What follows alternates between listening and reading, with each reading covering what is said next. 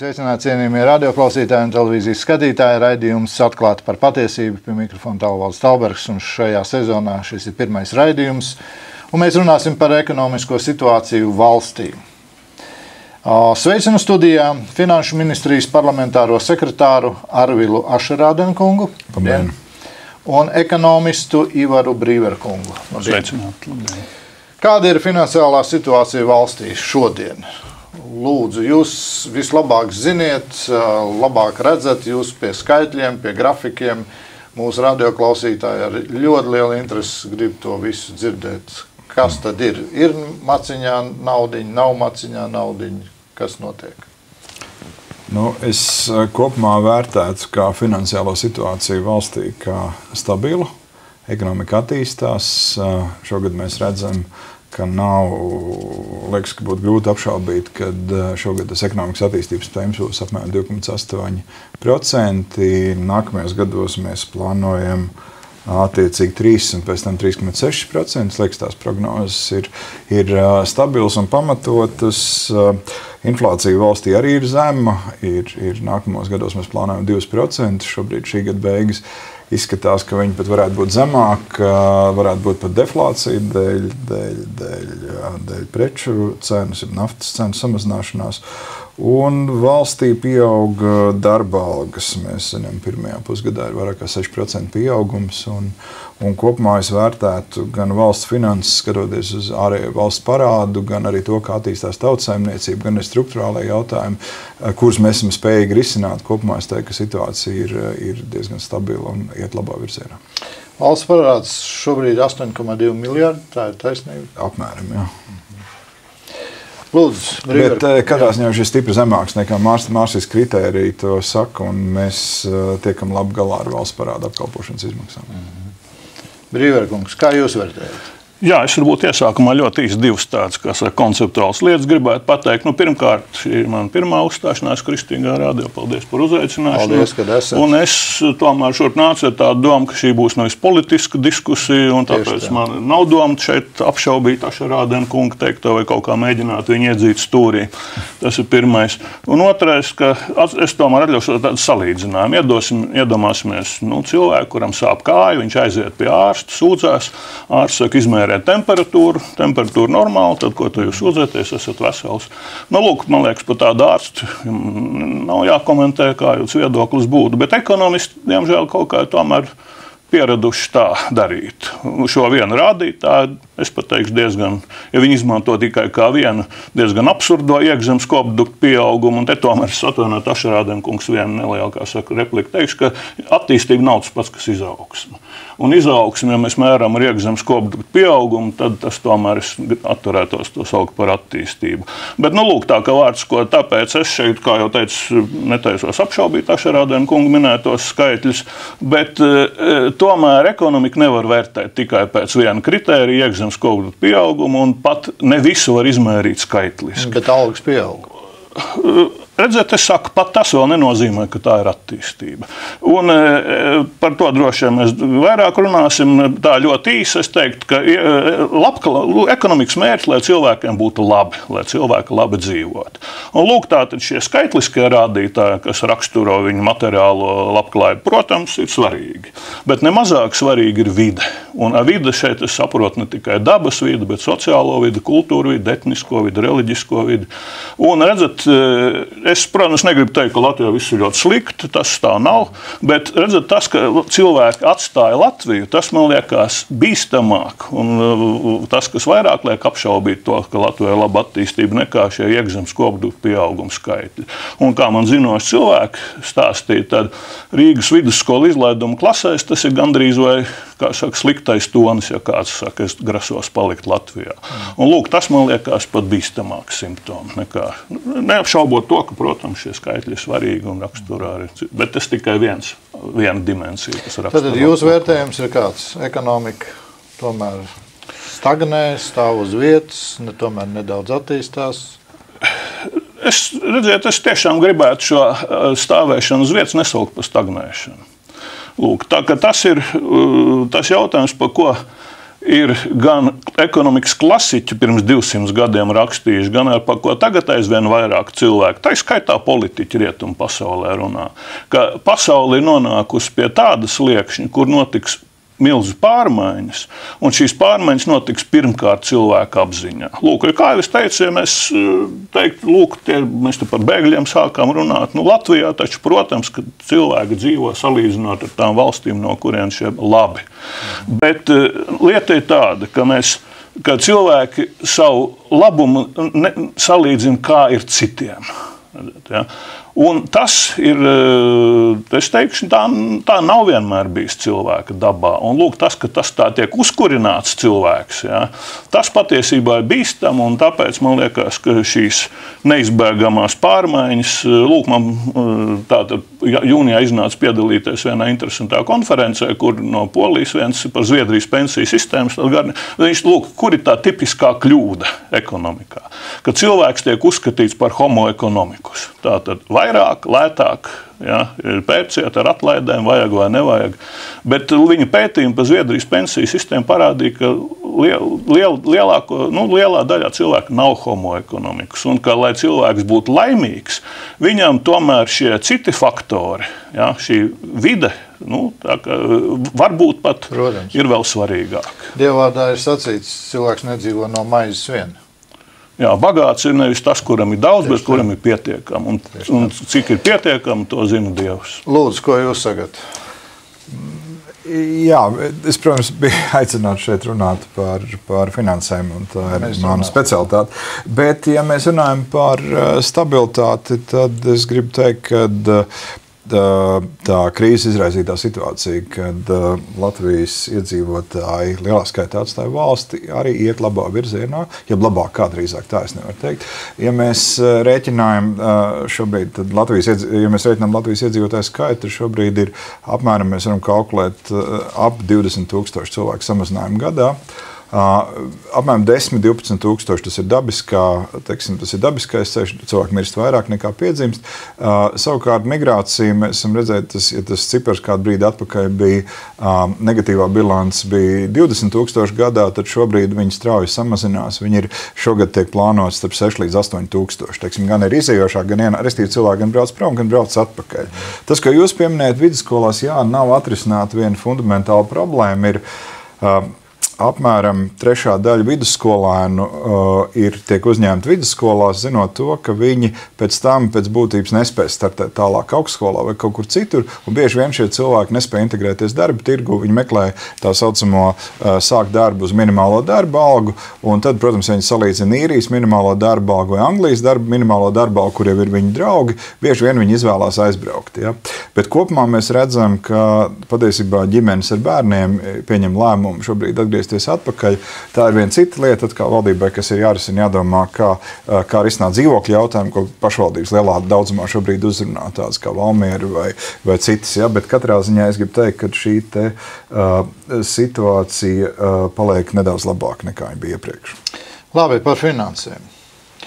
Kāda ir tā situācija? Un varbūt budžetā mēs dzirdam, ka nav ienākusi naudiņa tā, kā bija plānots šī gada laikā. 350 miljoni, ja es kļūdos, 320 miljoni nav ienākuši. Tad tas it kā lielākas algas, it kā viss mēs attīstamies, iet uz priekšu, bet naudiņa neienāk. Kā tā?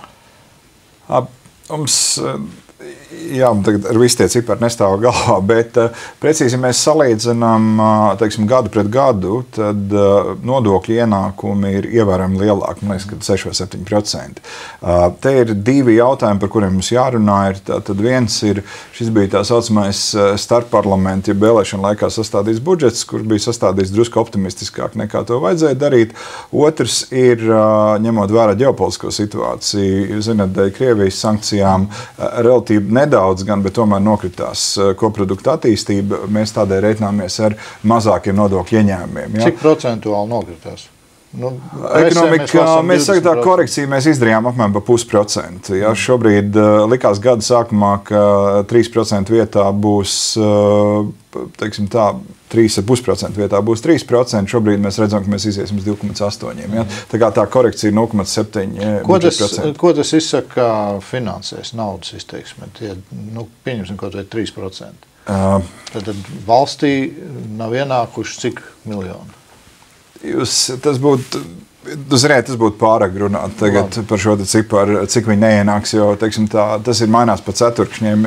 Tur droši vien jārunā arī par atsevišķām nodokļu pozīcijām, bet es domāju, ka mēs gada beigās budžetu izpildīsim tādu šobrīd, cik es zinu. Ja.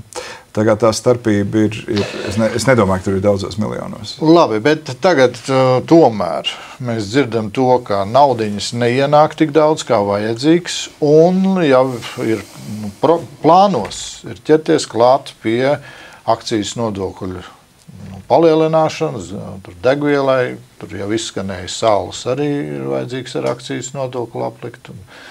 Un lielām algām tur tagad sāksies, kaut kā tā jocīgi nevar saprast. It kā naudiņas būs, viss kārtībā, un tomēr mēs vēl kaut kur skatāmies, kur vēl ņemt vairāk. Mums jārunā tad ir par 3 ļoti svarīgām lietām attiecībā uz budžetu. Tātad vispirms mēs zinām, ka budžets tiek plānots 3 gadiem, nevis 1 gadam. Tas, ka samazinājās ekonomiskās attīstības prognozes, mums nācās arī izdarīt korekciju nākotnes izdevumu prognozēs. Un mēs zinām, ka mēs esam apņēmušies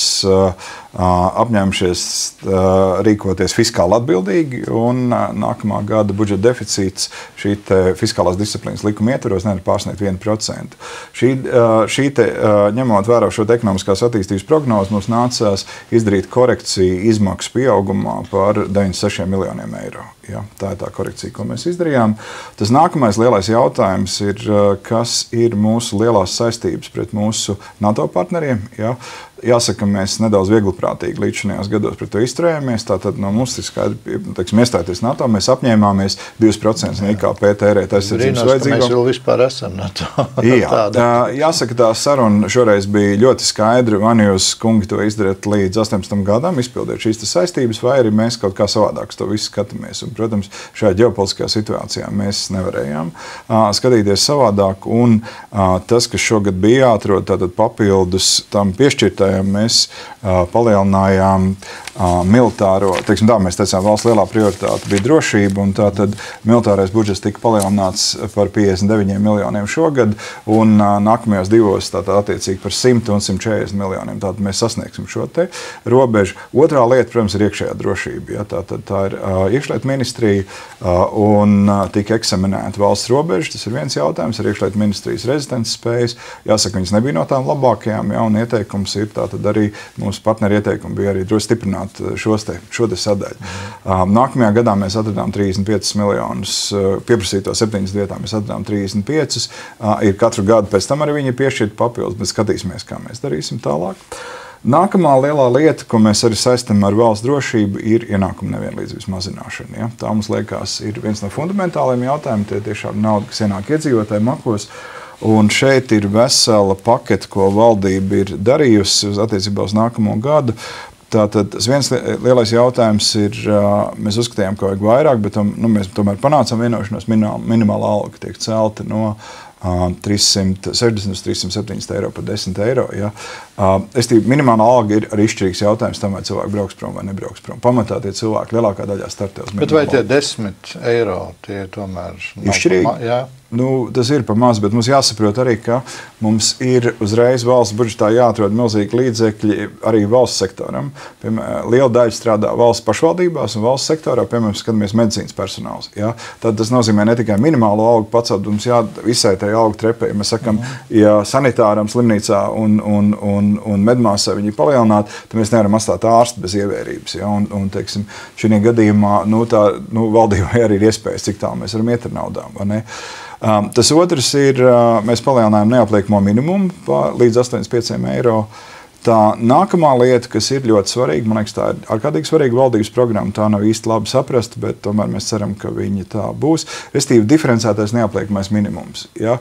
Pastāstiet par šo te. Jā, lai to nav viegli saprast, bet mēs mēģināsim tātad, mums katram šobrīd ir, šogad vismaz, tas ir 75 eiro ir neapliekamais minimums. Ja? Tātad tā ir no nodokļiem atbrīvot naudu, vai ne? Un tad tālāk sāk reiķināt vispārējo. Sociālās iemaksas un pēc tam ienākuma nodokļu un tā tālāk. Tas, kas Latvijai tiek ļoti nopietni pārmests, ja teiksim, analītiķi saka, Latvijas lielā problēma ir tā, ka Latvija pietiekami neatbalsta cilvēks ar maziem ienākumiem. Ja? Tātad nodokļu sloks viņiem ir tāds pats kā pārējiem, ja? Un tātad šeit viņš ir jāsamazina. Un tas priekšlikums ir sekojoši, ka Latvijā turpmāk būs diferencēts neapliekams nodoklis, ir atšķirīgs neapliekamais nodoklis. Respektīvi, viņš būs tātad tiem algu saņēmējiem, kuriem ir 1,5 eiro, viņš pakāpeniski samazināsies līdz nulei nākamo 5 gadu laikā. Savukārt iedzīvotājiem, kas ir ar minimālo algu, viņš soli pa solim pieaugs līdz, šobrīd ir plānos līdz 160 eiro 5 gadu laikā. Ja? 80. Tas 75 šobrīd, nākamgad ir 85, visticamāk būs arī korekcija uz šo te, viņš būs, visticamāk, 70, ja? Tātad viņš pieaugs 5 gadu laikā. Ko tas nozīmē dabā? Tas nozīmē, tur nāk papildus vēl viena lieta, ņemot vērā to, ka daudz iedzīvotāji strādā ne tikai vienā vietā, ja? Tā tendence mēs redzam sevišķi īpaši mazo algu saņēmēju grupai strādā vairākās, viņiem vēl citi ieņēmumi. Ja? Tātad šobrīd ir šiem cilvēkiem būs jāiesniedz deklarācija, jāiesniedz EDSA, tas ir valsts ieņēmuma dienesta. Tie, kur strādā vairākos? Nē, jebkuram. Tātad šī iespēja parādās tātad jūs iesniedzat savu deklarāciju, jums tiešām ir ienākumi šādā līmenī, kas nepārsniedz, teiksim, 380 eiro mēnesī, ja? 380 eiro mēnesī, jums rodās tiesības uz šo te nodokļu atvieglojumu. Ja? Un mēs redzam, ka cilvēkiem tātad šis radīs papildus mazo algu saņēmējiem, tā būs vēl 13 alga, ja? Vēl viena alga mēnesī. Ja? Un mēs redzam, ka tur, protams, ir liela diskusija, vai to var darīt tādā veidā, ka tie cilvēki to naudu nesaņem mēnesī, katru mēnesi, kā līdz šim, un, protams, arī daži eiro, kas tie ir, teiksim, neapliekamais minimums dod, būtu viņam svarīgi, tad mēs atradām tur risinājumu, ka varētu izmaksāt pirmajā reizē avansā šo naudu. Ja? Tātad ir katru gadu ir saņemti iepriekš vienreizējs maksājums, ja? Un tad cilvēki viņi katru gadu var reiķināties ar šādu iemaksu, viņi ir iesnieguši šo te deklarāciju. Un tie, kur nebūs iesnieguši, tie tad nesaņems? Tie, diemžēl, nesaņems, jā. Bet mēs arī skatāmies vienu risinājumu, ja mēs tiekam pie personas tā saucamā bankas konta, kas mums šobrīd nav valsts ieņēmuma dienesta rīcībā. Ja? Un tas būtu svarīgi, līdzīgi kā būtu e-pasts, kurā varētu valsts sazināties ar saviem pilsoņiem, tad varētu to darīt arī automātiski. Pēc būtības deklarācija veidojas jau šobrīd automātiski valsts ieņēmuma dienesta sistēmās par katru valsts iedzīvotāju. Ja? Viņi pēc būtības ir. Ja? Es domāju, ka pēc noteikti veidu diskusijām mēs varam arī darīt tā, ka ja arī pat nav saņemta šī deklarācija, ja nav iesniegta šī deklarācija, viņš varētu būt, jo šis fails kā tāds automātiski ģenerējās. Ja? Protams, jāskatās tur ir viena problēma. Valsts nevar uzņemties atbildi, ka tie tiešām ir visi ienākumi. Ja? Iespējams, ka tie ir valsts kaut ko ir kļūdījusies un kāds cilvēks var nesaņemt. Ja tādēļ, piemēram, ir kaut kas nepareizi ieskaitījies. Ja? No mašīna, kas to dara. Vai ne? Tā kā katrā ziņā tas ir. Tad vēl viens ir... nedaudz par tiem lielajiem, kas ar tiem notiksies. Jā, tad es runāšu.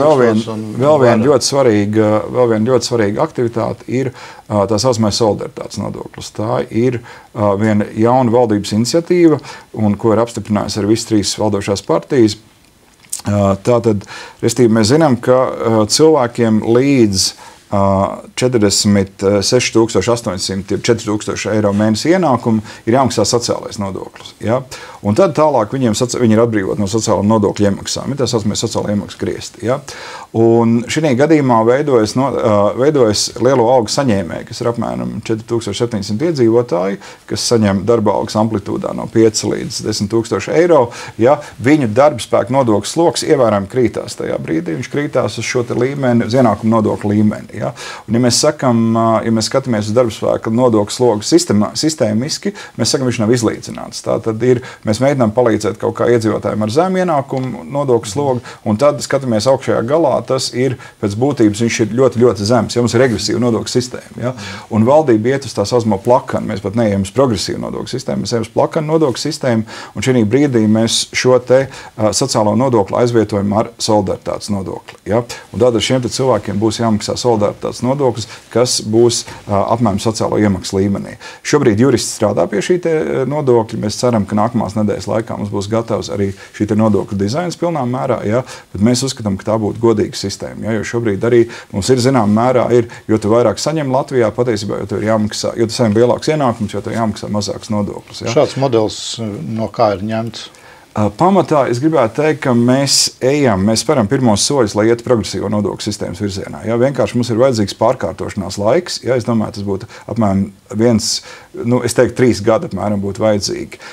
Un es domāju, ka mēs ejam uz progresīvo nodokļu sistēmu, kas ir visas Skandināvijas valstu, lielākā daļa Eiropas valstu ir pilnīgi noteikti ir progresīva nodokļu sistēma. Un es domāju, tas ledus lielā mērā ir sakustējies, un viņš dodās šādā virzienā. Jā. Vai Latvijā šis virziens, kā jūs redzat, Brīverkungs, ir labs un vispār mēs Latvijā šādu virzienu varam kopēt no Skandināvijas? Nē, kopēt neko nevajadzētu, bet es piekrīstu, ka virziens ir labs, jo tiešām, kā saka, laikam tas ir viens nemazāk būtisks rādītājs, ka Latvijā tomēr ir vai visaugstākā, vai tur Portugāla meša, tad tur nav par ko tu priecāties, lielākā ienākuma nevienlīdzība Eiropas Savienībā. Tā ka, bet redzēt, tomēr šie priekšlikumi, man kaut kā mazliet negribētos piekrist, ka tas ir sociālās nevienlīdzības mazināšana. Jo pirmkārt par to diferenciālo neapliekamo minimumu. Tas patiesībā ir tā paslaucīgi grūž zem divām. Ja tas saka 2017. gadā. Labi, tas solis ir virziens, kā saka, bet redzat, vismaz 2016. gadā tālāk, ko par šo solidaritātes nodokli, būtībā tas ir, varētu teikt, bagātības nodoklis savā veidā. Jā, man negluži saprotams, kāpēc tas kaut kā tiek pabāzim sociālam apdrošināšanas iemaksām, bet, jūs sakāt, tiek izstrādāts tur jauns dizains, tā kā es teiktu pareizi. Bet redzat, ko tomēr Ašarādien kungs jūs neminējāt. Jūs jau, atcerieties, mēs piedalījāmies vienā konferencē jūnija sākumā kopā, un es tiešām gribu teikt, ka man ļoti lielā mērā es piekrītu tam, ko jūs teicāt, tai skaitā to, ka Latvijā lēmumi par nodokļiem tiek pieņemti situatīvi. Vai tomēr šis nav zināmā mērā tās gadījums. Un tas, ko jūs nepieminējāt, ir tas, ka tiks pacelts pievienotās vērtības nodoklis apkurē. Un tas, redzēt, man liekas, pārvilks svītru visiem labajiem nodomiem. Tas, ka Latvijā nodokļu sistēma tiešām ir regresīva, ja, ka kopējais nodokļu sloks, kas guļās iedzīvotājiem maziem ienākumiem, lielāks nekā tas, kas guļās iedzīvotājiem lieliem ienākumiem. Es piekrītu, ja, labi, varbūt, ka es saku, es šeit negribu ļoti kaut ko kritizēt, bet vismaz par to neapliekamo diferencēto minimumu, tas labākā gadījumā 2017. gadā. Saka, tas varbūt garāks sarunas jautājums. Bet, ja drīkst, tad mēs aiziet tādā diskursā. Vispirms siltumam netiek mainīts PVN. Ir vienīgais, kas ir izmaiņa, ir Latvija līdz šim nepiemēroja PVN likmi mājokļu apsaimniekošanas izmaksām. Šeit ir iesākt... Tas ir dzīvojamās mājas, komunālās mājas. Jā, tas ir vienalga. Tātad ir, jūs zināt, ka ir māja apsaimniekotāji, viņi izstāda rēķinu par mājas apsaimniekošanu, un šīs izmaksas, mēs īsti nezinām tieši kādēļ tas ir tā noticies, ir palaists garām, tad viņas netika apliktas ar pievienotās vērtības nodokli, un ir šobrīd Eiropas Savienība uzsākusi sankciju procedūru, un mēs vienkārši nevaram no tā izvairīties. Es saku, ka šeit neesmu gatavs par detaļām. Jā, bet es gribu teikt, pilnīgi noteikti nomierināt apkurei nekādā veidā, nekādā izmaksas nepalielināts. Tas ir šeit projektā. Tas nav paredzēts arī apkurei nekādā veidā, valdība par to nekad nav runājusi. Ja? Mēs vienkārši izpildām savas saistības pret to. Kas ir ļoti svarīgi, mēs tiešām, tur ir zinām riski, ir apsaimniekotāji ir ļoti dažādi, ja? Un dažādi profesionālitātes pakāpi. Mums būtu ļoti svarīgi, ka apsaimniekotāji nodalīti tā saucamās, tur tiek akumulētas izmaksas par siltināšanu vispār, jo lai tās neapliktu nevajadzīgi ar PVN. Ja? Tur ir tiešām metodoloģija ļoti jāskatās savādāk, mēs neredzam tur milzīgas risks tajā sadaļā. Ja? Jā, bet varbūt gribēju atgriezties pie tā, ko es teicāt, ko es citēju, ka nodokļu sistēma, nodokļu politika Latvijā ir situatīva. Es tomēr gribētu to attiecināt uz ekonomisko politiku kopumā. Lūk, jūs šeit minat šīs iekšzemes kodu, es tomēr atļaušos tā saukt par izaugsmes prognozēm, nevis attīstības prognozēm.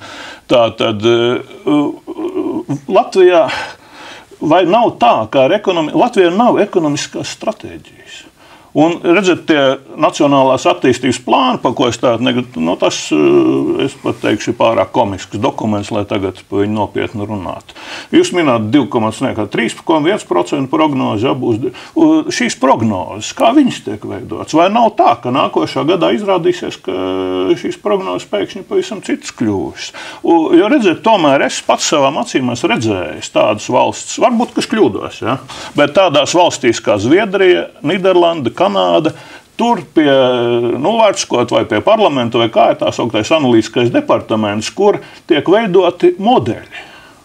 Ekonomiski matemātiskie modeļi, lai pastītu, kas notiks, ja mēs pacelsim tur, kā jūs sakāt, tur neapliekamo minimumu vai tur minimālo algu.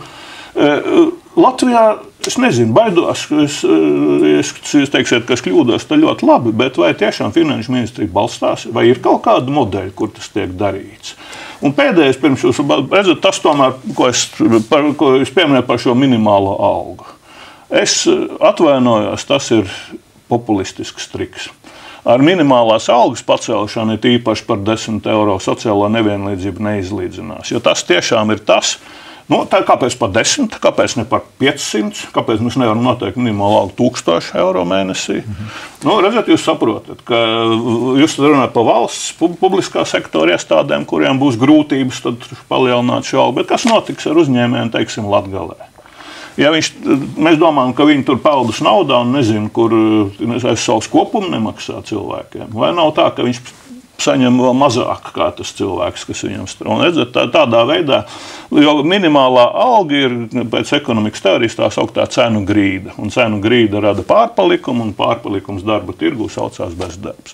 Un, ja Rīgai tas nav bīstami, tad tiem reģioniem, kur tā, neteiksim, nav bīstami, bet katrā ziņā es baidos, ka no tā Latvija cietīs vairāk. Es saprotu, ka tas to es saku, ka jā, minimāla alga uzlabos dzīves līmeni. Es tomēr ticu ekonomikas teorijai, ka drīzāk nē.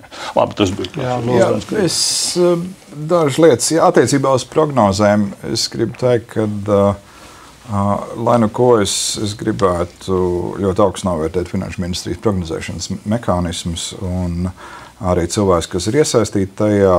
Šīs prognozes tiek noteiktas kopā ar Latvijas banku, kurās ir divas savstarpēji neatkarīgas institūcijas. Mēs vienmēr publiskojam tikai tās prognozes, kuras tiek noteiktas kopā un pēc būtības viedokļi būtiski neatšķirās. Mēs tam rūpīgi sekojam, un es gribētu teikt, ka šis ir ārkārtīgi svarīgs elements, lai mēs neriskētu ar valsts finansēm ilgtermiņā, un to nekādi joki nav pieļauti. Attiecībā uz minimālo algu, tur ir divas pozīcijas. Pirmais ir tātad minimālās algas pieauguma monitorē, nepieciešamo pieaugumu monitorē Labklājības ministrija. Viņi arī šogad noformulēja ļoti precīzi ziņojumu par minimālo algu, un Labklājības ministrijas dokuments tātad paredzēja to, ka minimālā alga pieļaujamais pacelšanas apjoms ir 367 eiro, pa 7 eiro viņi varēja palielināt. Un minimālā alga tiek saistīta ar vispārējo produktivitātes attīstību valstī un nodarbinātību valstī. Es piekrītu tam, ka lēmums par minimālu algu bija politisks, viennozīmīgi, tas ir politisks lēmums, tas ir katras valdības lēmums. Ir valsts, kas nenosaka minimālu algu, ir valsts, kas nosaka. Jāsaka, ka mums Latvijā situācija ir tāda, ka Latvijā praktiski neeksistē ārotbiedrību institūts, kas, teiksim, strādā tādās valstīs kā Somija vai Ziemeļvalstis, kurās ir pilnīgi citi ir sabiedrības, teiksim, tā saucamie sarunu mehānismi, kas nosaka objektīvi labāko algu. Šī gadījumā valdība rīkojusies iepriekšējā gadā drastiski, pacēla to par 40 eiro. Jā, mēs to redzējām. Attiecībā, ko es gribu teikt par efektiem, ir divi efekti, par kuriem mums jārunā. Vispirms, cilvēki zem nabadzības robežas samazinājās, tā grupa radikāli samazinājās. Jā. Tad iedzīvotājiem ir pacēlās viņa ienākumu, un tas atrisinājās. Otrs, ko es gribu teikt, protams, mums ir arī otrs efekts, kas papildus ir uzņēmēji. Es nevarētu teikt, ka tie ir sirsnīgākie cilvēki Latvijā. Ja? Mums šobrīd ir, tā teikt, parādījās, ja teiksim, ilgstoši jau izveidojas, nekas neizmainījās.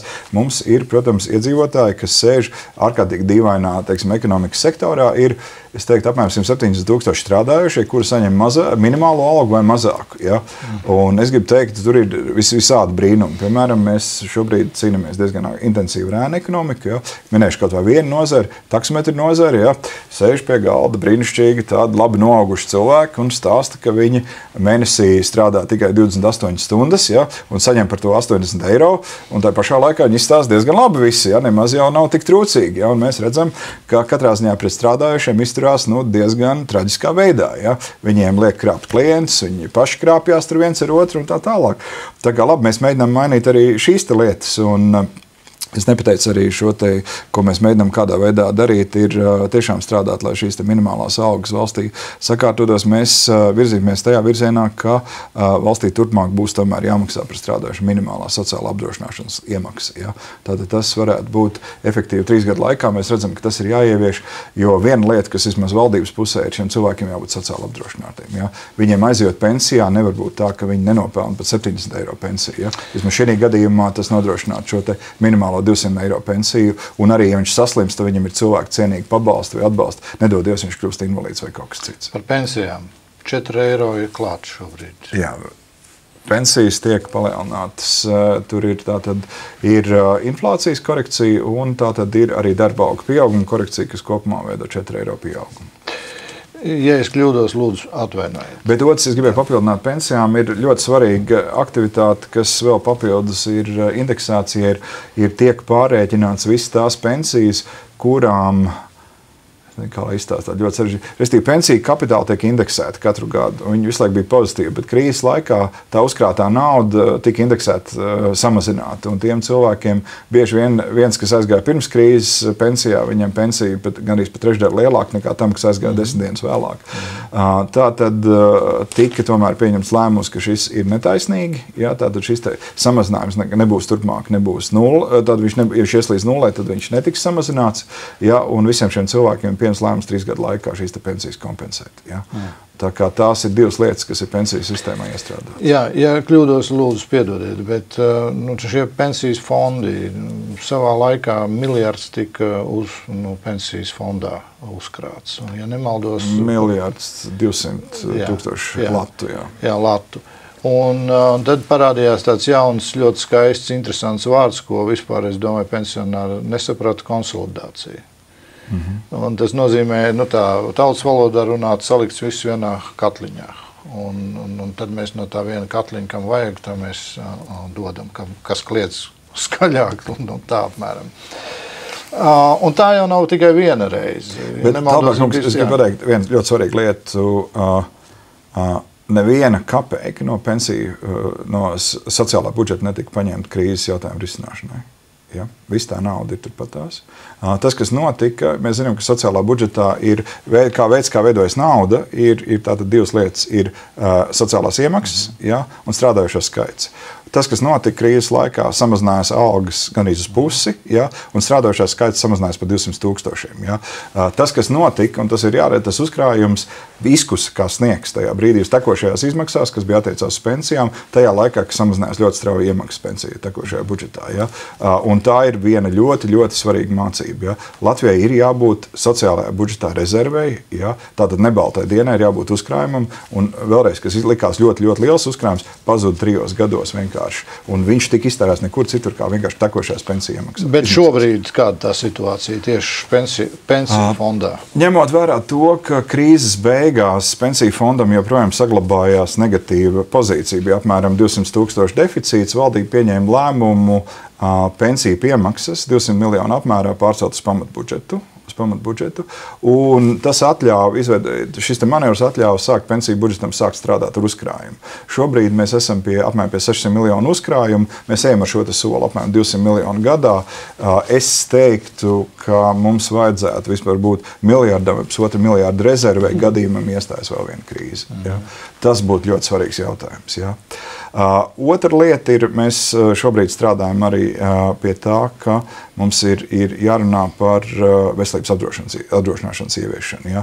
Ir jāstāsta, kādā veidā mēs to manevru darīsim, bet es domāju, ka tas varētu būt kombinētas sociālā budžeta iemaksas un veselības apdrošināšanas iemaksas. Jo, jāsaka, veselība tas ir viens milzīgs parāds attiecībā pret Latvijas iedzīvotājiem.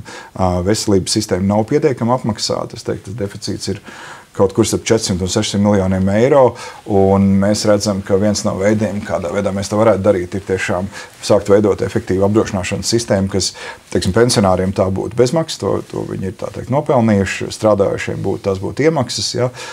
Un tātad šeit ir iedzīvotājiem beidzot ir skaidri jāzina, kas viņiem pienākās, kas viņiem nepienākās, un ja nepienākās, tad kas ir saprotama samaksa, ja? Nekā tagad, kad cilvēki ir pilnīgi neskaidrs sistēmas varā, ir cilvēkam ļoti paveicās, ja? Un cilvēki, kuriem nepaveicās. Daudz ir runāts par veselības apdrošināšanu. Ir kāda skaidra vīzija, kurā, teiksim, no ekonomiskā viedokļa būtu labi iet. Mēs dzirdam, Obamacare ir Amerikā obligātā apdrošināšana, veselības apdrošināšana. Mēs ejam to pašu ceļu. Tas ir tas iznākums. Nē, ja tas jautājums man, tad es varētu teikt, ka es šeit varbūt atturēšos droši vien, un lūk, tā arī visi tie pasākumi, ko Ašarādena kungs minēja, tā tad es te droši vien labi un pareizi, bet es tomēr gribētu atgriezties pie tā, ko es sākumā teicu, tā skaitā par šo veselības apdrošināšanu, ka tas viss ir labi pieņemot, ka tā cilvēka domāšana, tā ekonomiskā sistēma paliks tāda pat, kāda viņi tagad arī nemainīgi. Lūk, tikai viena lieta, ko es varbūt pateikšu. Mēs kaut kā uzskatām, būs nauda, viss kārtībā.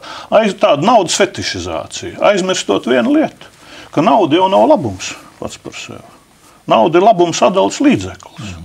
Un ja naudas būs, bet par to naudu neko nevarēs nopirkt, tad atvainojiet visas šīs apdrošināšanas, veselības apdrošināšanas sabruks kā kārču namiņš, un jūs sakat, kā tas var būt. Ja? Man liekas, mēs visi atceramies vēl, kā tas bija Padomu Savienībai sabrūkot, ka, lūk, un es saku, tas varbūt šeit negribu teikt, ka tas notiks, bet kaut tas viens fakts, ka te ir, kā saka, dažādi ekonomisti, dažādi to vērtē, bet man kaut kur bija statistika par Amerikas Savienotajām valstīm. Ja? Amerikas Savienotā valsts iekšzemes koprodukts un total financial turnover, tātad kopējais finanšu apgrozījums, kopējais apgrozījums finanšu tirgos. Un kā jūs domājat, kāda ir šī attiecība? Turklāt tie 2000. Gada dati. Tagad, ja nemaldos, 50-1.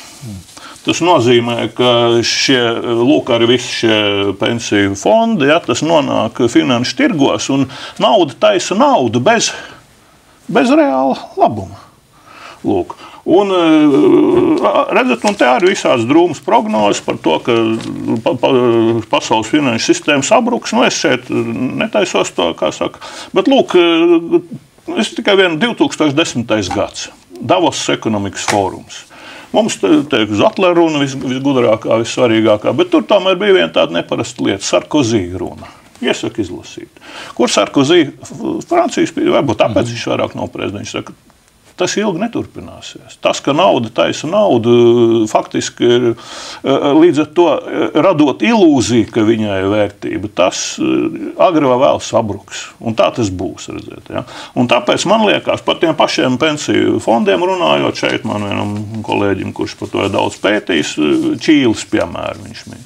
Kur tā nauda tiek ieguldīta? Ja viņi vienkārši tiek kaut kur spekulatīva ekonomikā nonāk taisot naudu no naudas, tad var, kā saka, notikt. Tas būs Baltijas bankas, Baltija variants. Tikai globālā mērogā, visas pasaules mērogā. Jā, es tikai gribētu mierināt kristīgā radio klausītājus, ka pensiju pirmais līmenis nav kaut kur fondos ieguldīta nauda. Tā ir nākotnes nodokļu maksātāja saistība pret šodienas, pret šodienas pensionāriem. Ja? Un tas rada tiesības nākotnē uz savu veidu pensiju iemaksāt noteikti pensiju kapitālu. Tā kā tas nav saistīts ar finanšu spekulāciju. Jūs piekritīsiet, labi, es pilnīgi piekrītu, bet tā saikne, viņa kļūst ar vien stiprāk, ražotāji mums ar vien vairāk, nodokļu maksātāji ar vien vairāk ienākumu no nodokļiem. Saikne ar šo pensiju. Apstāsimies tikai ar pensiju. Mums jāsaprot, ja mēs runājam par pirmo pensiju līmeni, mēs varam runāt arī par pārējiem abiem, bet viennozīmīgi viņi ir saistīti ar to, ka, jo jūs vairāk iemaksājat kā nodoklis, jums veidojas pensiju kapitāls, kas nākotnē katru gadu tiek indeksēts kā auga ekonomika, nodrošināt nesamazināšanās, naudas pret naudas vērtību. Jā, bet es tagad pēc gadiem, es netaisos iet pensiju, neglābjam tas notiks. Vienalga, jā. Jā, tas arī notiek, vienalga. Bet tajā gadā, kad es, eju pensijā, tad jau arvien mazāk paliek nodokļu maksātāji, jeb tie, kas spējīgi šeit Latvijā strādāt. Es par šo momentu runāju. Es sapratu, ko es domāju. Tas ir viens jautājums, par ko mums ir jādomā, jo, protams, produktivitāte neaugs bezgalīgi. Labi, protams, mēs sakam šobrīd, mēs varam spriest, ja gandrīz 20% strādājušie strādā neproduktīvā sektorā, spēj nopelnīt minimālu algu. Tā pašā blakus Igaunijā ir 3% iedzīvotāji, vai ne? Bet tas nebūs bezgalīgi tā izaugsme. Ja? Ir tā kā vienā brīdī... Ko jūs domājat ar neproduktīvo sektoru? Pievienotā vērtība, ko viņi nopelna, tas, kur viņi strādā, ir tik zema, ka viņiem var knapi samaksāt minimumu. Tā, es domāju, tas ir neproduktīvs tādā ziņā, jeb zema produktivitātes sektorā. Ja? Protams, tās lietas attīstīsies, bet tas nebūs tā, ka tas būs bezgalīgi. Ja? Šobrīd mums ir situācija, ka mums ir uz 2 pensionāriem 3 strādājošie, kas viņus uztur. Ja? Tālāk mēs Ziemietim šīs robežas īsti nevarētu. Ja? Mums valstī vajadzētu 1 miljonu strādājošo. Ja? Mēs šobrīd esam apmēram pie 1,9, ja kaut kur. Vēl 100,000 šeit vajadzētu būt darba roku. Tad mēs esam līdzsvarā. Mēs esam drusku zem līdzsvaru punkta. Tā situācija nav galīgi kritiska. Mēs noteikti nevaram runāt par radikālu strauju pensiju pieaugumu, bet to, ko valsts ir uzņēmusies saistības, skatoties ilgtermiņa modeļos, liekas, ka mēs spējam izturēt. Ja? Tam mēs rūpīgi sekojam katru gadu. Ja? Ja mums ir rezerve, to mēs varam izdarīt. Ja? Bet domāt, ka mēs varētu dubultot īsā laikā pensijas vai kaut ko tādu, mēs to nevarētu. Drīzāk mums jādomā tādā virzienā, ka mēs nonākam pie kaut kā, kas ir cilvēku cienīga minimālā pensija. Ja? Tas būtu laikam, kas ir visās valstīs, nezinu, tur ir dažādi skaitļi, citur tie ir 700 eiro, tie ir citas valsts to pazemina šobrīd. Kā jūs redzat, kas ir Latvijā cilvēku cienīgi? Mums ir jāuzmanās ar to kalkulāciju. Es teiktu tā, ka šobrīd Labklājības ministrijas aprēķinu rāda, ka iedzīvotājiem nedrīkstētu būt mazāk par 139 eiro uz vienu ģimenes locekli. Tas ir tas, ko saka Labklājības ministrija. Bet pensionārs jau viens dzīvo.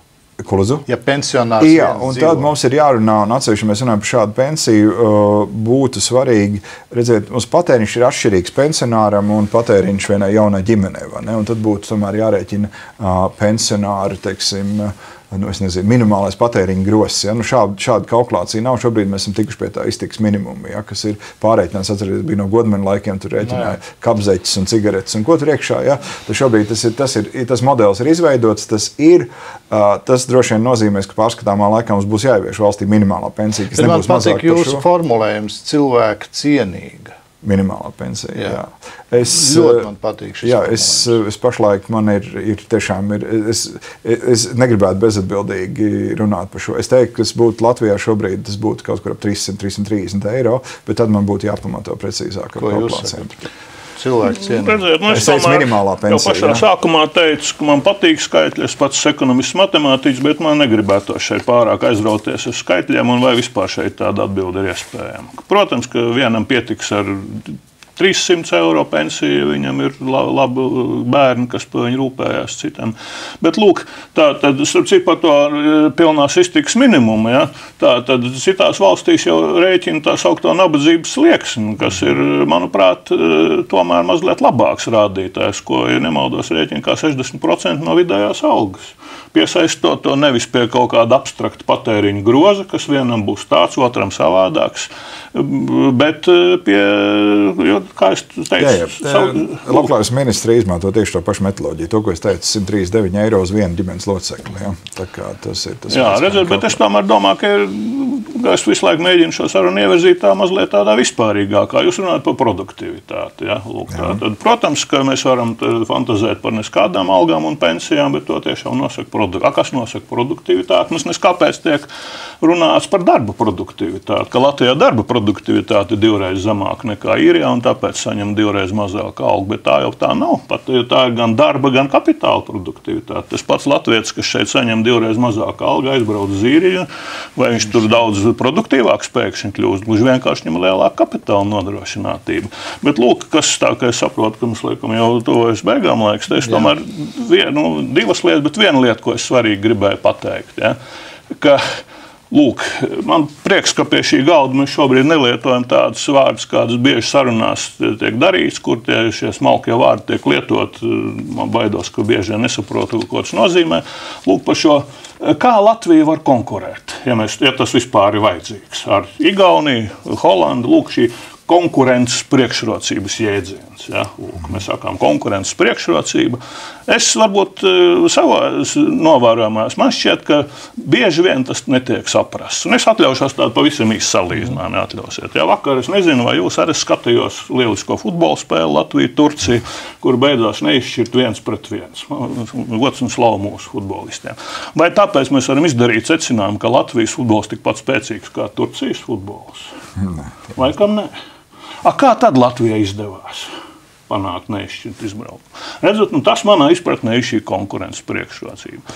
Mēs nevaram būt labāki. Mums nav tāda stadiona, nezinu, tur varbūt, ja mēs 30 gadus tiešām ieguldīsim visu naudu futbolā, tad mēs varam būt labāki. Bet konkurences priekšrocības jābūt savādākiem. Latvija spēlē savādāk kā Turcija. Redzat, tas pats ir par, lūk, nesaukšu konkrēti vienu nozari, kur speciālistiem mēs darīsim kā Holandē, un tā tad Ķīnas tirgu konkurēsim ārā holandieši. Tad apspēlēt Holandu futbolā, spēlējot tāpat kā viņi. Redzat, tas ir, manuprāt, pirmais. Mums ir jābūt savādākiem. Lūk, tā ir tā kā konkurence. Un tāpēc skatīties, kas ir Igaunijā, kas ir Skandināvijā, var un vajag, bet tomēr mēs, tā ir, kā saka, viena lieta, kas man liekas ir ļoti svarīga.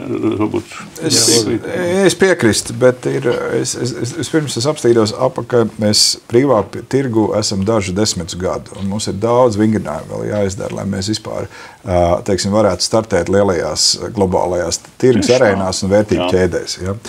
Un viena lieta, kas man liekas ir, piemēram, ļoti svarīga, ir tā pati ēna ekonomika, tagad milzīgā laušanās visiem kļūt par mikro uzņēmējiem, līdz ar to nemaksājot ne pensijām, ne pašvaldībām naudu, ne vispārējo. Mums ir jāiemācās atbildību vienam pret otru. Ja, man iet labi, man ir jāsamaksā nodokļi, lai pārējie var ķeparoties, tikt uz priekšu. Ja. Šodien šito neredzu. Ja.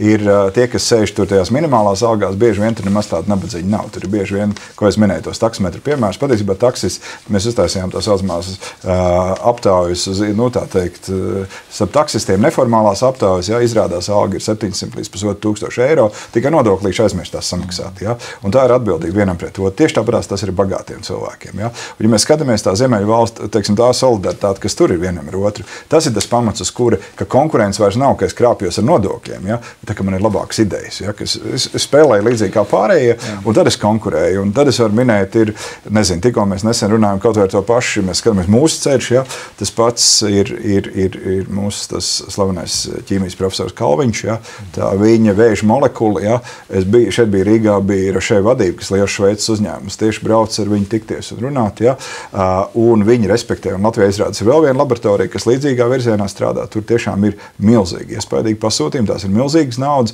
vēl papildus šobrīd pie tā, toreiz tikās arī ar premjerministri, ja, šī paša Roche vadība teica, redzot, kā jūs attīstāties, mēs gribētu jums palīdzēt. Mēs veidosim vienu vēža ekscelences centru Latvijā. Ja? Kas būtu, ja? Tas ir tas, ko es gribēju teikt, attīstība ir ļoti, ļoti konkrēta. Ja? Mums ir ļoti daudz lietas. Kungs, protams, pilnīgi piekrīt, ka ir jomas, kur Latvija var būt vislabākā. Bet mēs nekad nebūsim vislabākie. Bet hokejā mēs Kanādē gribam spēlēt, apspēlēt. Labi, bet tik maza nācija tomēr turās tur pirmajā desmitniekā 2000 visu cieņo, ne? Vai arī mūzika. Mums ir 2 minūtes atlikušas. Grieķijas jautājums ir cilvēkiem diezgan tāds jūtīgs. Pagaidu, ko tas prasīs no mums, Latvijas nodokļu maksātājiem? Vispirms es gribu teikt, šis ir tas pats solidaritātes jautājums, ja, un mums šī lieta bija jārisina. Viņi bija aizgājis par tālu, protams, Grieķijā.